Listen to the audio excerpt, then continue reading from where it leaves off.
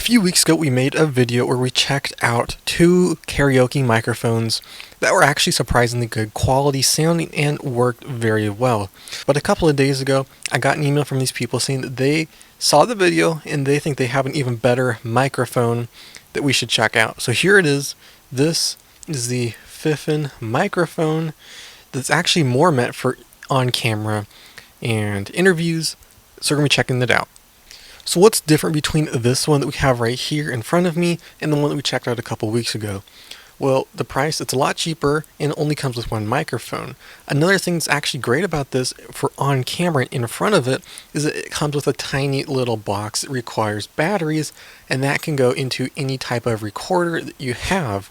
So you don't need an outlet, and you don't have to have a giant box to carry around with you in order to get wireless microphones.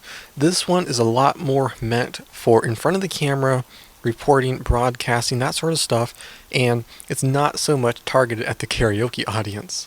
So like I said, the box itself is very small and it has a 6.5 millimeter connector, and that is kind of unusual for a connector for audio, and especially specifically microphones, not so much for speakers. So if you're going to want to plug it directly into your camera, you're going to need a couple of accessories. Luckily, this doesn't need anything like phantom power. It has batteries in it, so we can go ahead and get a couple dollar adapter from Amazon that will convert your 6.5 millimeter into a standard 3.5 millimeter microphone connection. Or like what we're doing right now, I'm having to go into the Zoom H5. That's also recording, but I'm also piping the signal into our camera, so I can have audio both ways. But if you're going to a speaker set, then you're going to be totally fine because it has a standard type of connection. The microphone itself is made out of metal, and it's really high quality and nice, very heavy, and not as comically large as the previous one that we checked out. This too is powered off of batteries, 2 AA, where the box was 2 AAA, and it has a little screen on it which will show you your battery remaining, your channel, and your frequency. The power to turn it on, you just press and hold the power button and it will boot up, and same thing for turning it off. The box doesn't really have much to it, it's just a power switch and an on and off button, but it does have a little port for an antenna, but it's built in, so you don't really have to worry about it.